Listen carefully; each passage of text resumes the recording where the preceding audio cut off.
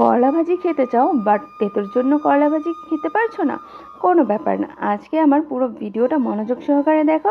কোনোভাবেই আর করলা ভাজি করলে করলা ভাজি তেতো লাগবে না। তোমার এটাকে লবণ মেখে রেখে দিতে হবে না বা ভিজিয়েও রাখতে হবে না। মাত্র হাতে 5 মিনিট সময় থাকলেই তুমি আমার মতো তেতো ছাড়া করলা ভাজিটা করে ফেলতে পারবে। সো শুরু করা যাক। এই দেখতেই পাচ্ছ আমি এখানে হাফ কেজি পরিমাপে করলা কেটে ধুয়ে নিয়েছি। আর করলাগুলো কিন্তু আমি একটু পাতলা পাতলা করে কেটে নিয়েছি। তোমরাও একটু পাতলা পাতলা করে কেটে নিবে। বেশি মোটা করলে কিন্তু ভালো লাগবে না খেতে, একটু হালকা পাতলা করেই কেটে নেবে। আর এখানে আমি 4টা পেঁয়াজ নিয়ে নিয়েছি। পেঁয়াজগুলো কিন্তু আমি দেখতেই পাচ্ছ গোটা গোটা করে কেটে নিয়েছি। ভাজির জন্য যেভাবে আমরা ঝুরি ঝুরি করে পেঁয়াজ কুচি করি ওইভাবে কিন্তু কাটিনি, জাস্ট একটু গোটা গোটা করে কেটে নিয়েছি। আর করলা ভাজি করার জন্য পেঁয়াজটা একটু বেশি দিতে হয়, ওই জন্য পেঁয়াজটা একটু বাড়িয়ে নেওয়ার চেষ্টা করবে সব সময়, তাহলে করলা ভাজি কিন্তু বেশি একটা তেতো লাগবে না। আর আমি যেভাবে পেঁয়াজের কোষগুলো খুলে আলাদা করে নিচ্ছি, সেমভাবে তোমরাও আলাদা করে নেওয়ার চেষ্টা করবে, এতে ভাজি করার সময় তোমার সুবিধা হবে। তো আমি কোষগুলো সব খুলে নিয়ে চুলায় একটা প্যান বসিয়ে দিয়েছি। আর এর মধ্যে দিয়ে দিলাম 4 চামচ পরিমাপে রান্নার সাদা তেল। তোমরা তোমাদের পরিমাপ অনুযায়ী বাড়িয়ে কমিয়ে নিবে। তেলটা একটু গরম হওয়ার পর আমি করলাগুলো দিয়ে দিলাম। আমি কিন্তু এখানে পেঁয়াজ অ্যাড করিনি, সরাসরি করলাটা দিয়ে দিয়েছি তেলের মধ্যে। তোমরা একটু ভালো করে প্রসেসটা ফলো করবে, কোনোভাবেই স্কিপ করবে না, তাহলে তোমাদের ভাজিটা একদম পারফেক্ট হবে। করলাটা দেওয়ার পরে আমি যে পেঁয়াজগুলো কোষ আলাদা করে রেখেছিলাম সেই পেঁয়াজগুলো এখানে অ্যাড করে দিলাম। আর এখানে দিয়ে দিচ্ছি এখন স্বাদ মতো লবণ। তোমরা তোমাদের পরিমাপ অনুযায়ী লবণটা অ্যাড করে দিবে।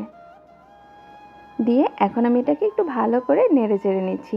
আর এটা কিন্তু হাই হিটে করব, আমি লো হিটে করব না। করলা ভাজিটা সবসময় হাই হিটে করার চেষ্টা করবে। এখানে কোনো প্রকার পানি অ্যাড করবে না, আর ঢেকেও রাখবে না। এখানে ঢাকা পানি অ্যাড করার কোনো প্রয়োজন নেই। জাস্ট করলাটাকে দিয়ে তারপর পেঁয়াজ দিয়ে লবণ দিয়ে তারপর তুমি এটাকে একটু নেড়ে চেড়ে ভালো করে সেদ্ধ করে নেবে। আর আমি এই ভাজিটা যখনই আমার বাসায় করি, আমার সবাই পছন্দ করে আমার হাতের করলা ভাজি। আর আমি যেভাবে সবসময় করলা ভাজিটা করি তেতো ছাড়া, তোমাদেরকে সেম প্রসেসটাই দেখাচ্ছি। অনেকেই বলে যে ভিজিয়ে রাখতে হবে অনেকক্ষণ, লবণ অ্যাড করে রাখতে হবে, আমি কিন্তু কিছুই করি না, জাস্ট এভাবে আমি ভাজিটা করি।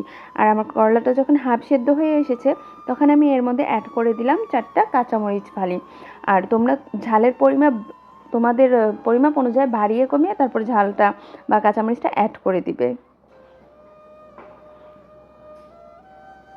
দেখতেই পাচ্ছ আমার ভাজিটা কিন্তু প্রায় হয়ে এসেছে। আমি এটাকে নেড়ে চেড়ে ভালো করে সেদ্ধ করে তারপর নামিয়ে নেব। আর তুমি অবশ্যই বাসায় এই প্রসেসটা ফলো করে একবার করলা ভাজি করে খেয়ে দেখবে আসলে তোমার কাছে কেমন লেগেছে। আমার বাসায় কিন্তু আমার বাচ্চারাও এই করলা ভাজিটা পছন্দ করে, এটা কিন্তু কোনোভাবেই কোনো তেতো হয় না।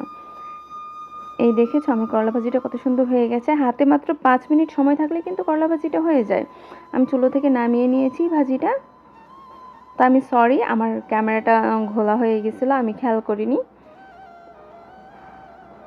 তোমরা একটু বুঝে নিও। আর এখন আমি বাটিতে তুলে নিচ্ছি ভাজিটা।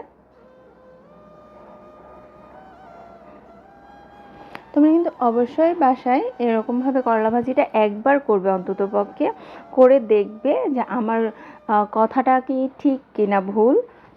দেখতেই পাচ্ছ কতটা সুন্দর, একটা করলাও ভাঙবে না।